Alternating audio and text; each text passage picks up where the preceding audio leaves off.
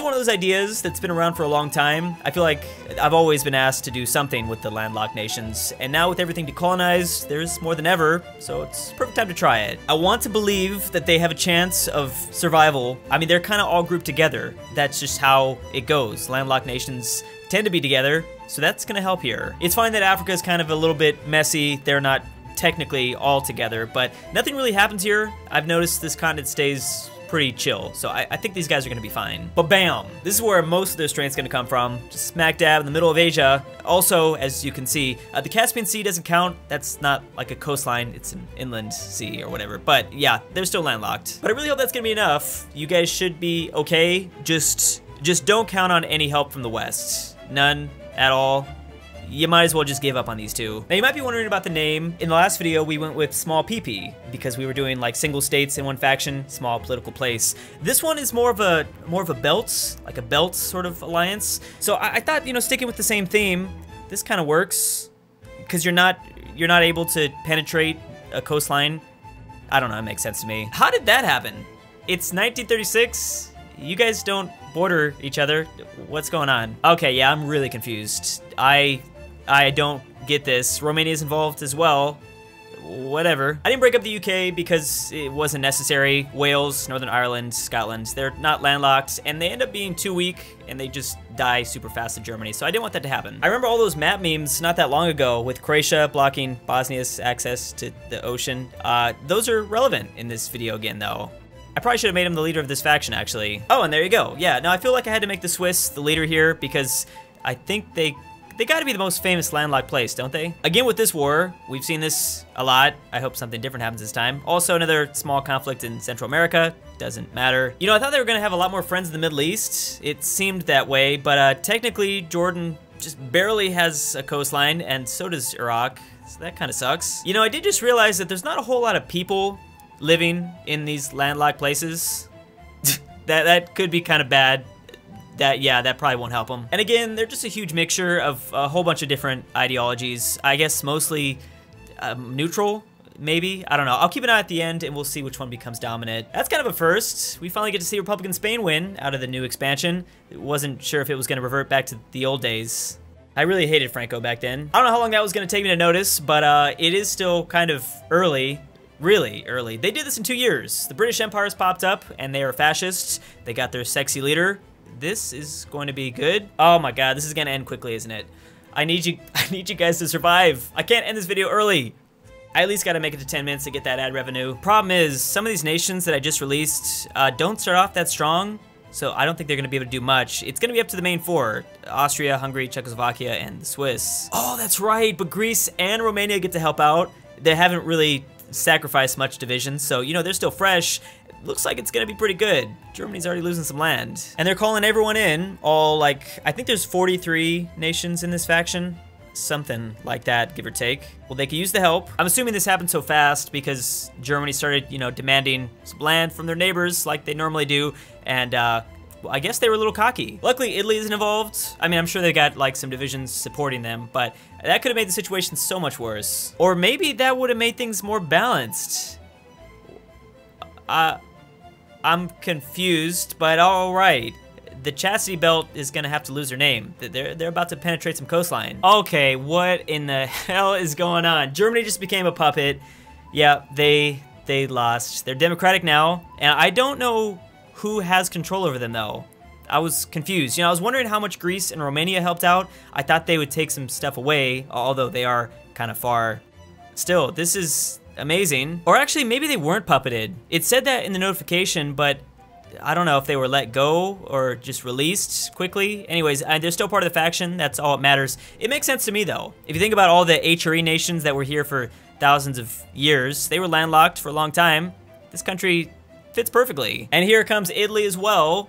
I believe this started because the Japanese declared war on warlords, and yeah, this is gonna be World War II. Luckily, I think China's gonna help out. They will probably join the Belt faction whenever Hirohito goes after them, and Central Asia needs it because they ain't gonna be able to stop anything. This is kind of a terrifying team though, if you think about it. The Japanese, the British, and even Italy to an extent, all have pretty good navies, and they're going up against a landlocked faction what is going to happen now. Okay, so China did join, and then so did the French. I don't know if they're involved just yet. No, not yet, but that's only a matter of time. Still, weird to see this universe's World War II. Problem is, you don't really know what France is gonna do. They're a little bipolar. You never know with them. Things seem to be going pretty well so far. I feel like as time goes by, I think the landlocked nation should be okay, but at the same time, I don't know. The British are eventually gonna come over and aid Pizza Land. I think our biggest fear should be with the Soviet Union. If the Soviets ever decide, hey, you know, I want my stuff back, I don't think anyone can really stop them. Oh, that's not good. France joined at a weird time and they weren't guarding their coastline. It should be all right. They should be able to kick the British out. That's what I thought. Okay, that keeps on happening. I definitely don't like that. Mexico, you gotta change it up. Brown water navy though, I will say, sounds disgusting. I don't even want to know what that entails. Is there something wrong with the plumbing? Oh, what the hell? Germany, you got let off the hook. No one divided you up and you still annexed Austria. Not cool, bro. This is not looking good in the East. The Japanese can win this war pretty much just by themselves. They can take out all these people, but with India's help, I feel like it's kind of a guarantee. That's kind of good. Canada was able to leave the Allies, since the Allies in this world is a fascist faction. They're the only ones to do that, unlike South Africa, India, Australia, the Shire. In the back of my mind, I was legitimately thinking, well, at least Africa's helping out. They're involved in the wars, and I'm assuming they're sending some divisions over to the front lines. And then I remembered, Drew, they're landlocked. This is why I just observe. Oh, there is something going on in Canada. All right, nice. So a little civil war, and of course we have our sexy bike seat sniffer, everyone's favorite, as well as a new flag. Wow, okay, that's different. Oh my God, France, don't do this. Don't be the reason why everyone loses. You lost Normandy, just get it together. Don't let the Italians take shit either. Again, just a little reminder, these nations are really weak. They ain't got nothing going on. Actually, Kazakhstan has got a total of 4 divisions. Wow, really just powerhouses, aren't they? Siam just joined in, which is only making this front even more terrifying because, I mean, it already wasn't looking good.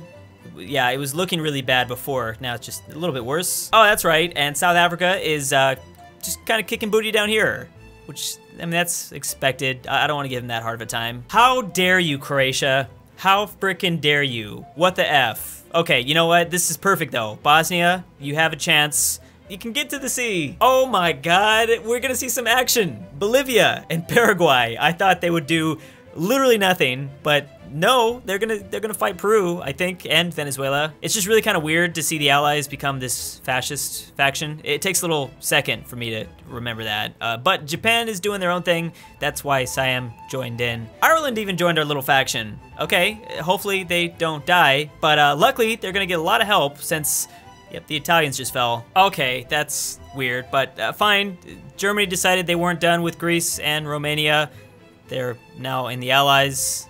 I guess this is just more territory to take, though. Thank you. Okay, I was really worried that we were gonna have to somehow capitulate Japan before we'd see a peace treaty, but no, France and Canada got the most stuff, though. Oh, actually, we'll see, because many places were puppeted.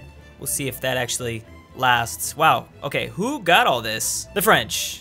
The French is exactly who.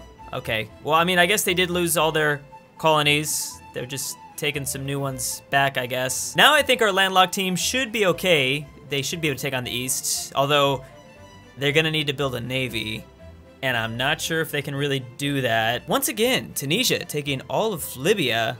They must be pretty powerful, or at least a lot stronger than I'm thinking. And this is huge. If things go the way they normally go, and the AI is still as dumb as me, then more than likely Stalin is gonna lose most of his manpower, or a lot of just resources in general, because he will not be able to take Poland or Lithuania. Now, he might get close, but this ends up being a pretty devastating conflict for him. That kind of means they shouldn't really have to worry about the Soviets as much, quite as much. I mean, they should probably still be a little concerned, though. Qing China is apparently now a thing, which that might have been a poor decision. I'm just, you know, throwing things out there. Oh no, and did it happen again? It feels like it happened again. France took one state, and then India and Australia were puppeted. I don't understand why they're taking everything. That doesn't make sense, but they are. There's no way. There's no way they're contributing that much. That was an unfortunate decision, Bulgaria. Very unfortunate. You're you're gonna die now. Now I checked this one, and it turns out this is a little bit of a different peace treaty. Germany got 2 of these places, and Czechoslovakia even got another. Doesn't really matter though, because the real juicy stuff, yeah, it still went to the French. I did not think this team was gonna see this much success. This was crazy. Although, I mean, a lot of it is due to other people joining in. That was a big factor. Regardless, I mean, they won the main war. That main war against Germany, getting Germany on their side, that was huge. And then, I mean, they got France. I don't even know how they got France. They just got lucky, though. Most of the world's pretty much a democracy now. So, I mean, these landlocked nations, and without a navy, were just as good at spreading freedom, weirdly. They still have to deal with the Soviets, but they're not a problem. Again, my prediction kind of came true. They're not moving at all. Thanks for watching. See you next time. And big thanks to FurryCruz, Elphie C, Destiny9000, Paintmelikeyoudoyoursheilas, Elijah Senpai, Ruserification, SwissAargau, Maxy G, King Solomon, Ben Moke, Gali, TannerOfNazareth, MisterPERKELE, CooterDonkey, Brandon H, MegaFatBoi, A Sneaky G, Jared Clark, Battle Buddy 1847, Andrea Moss. Thank you.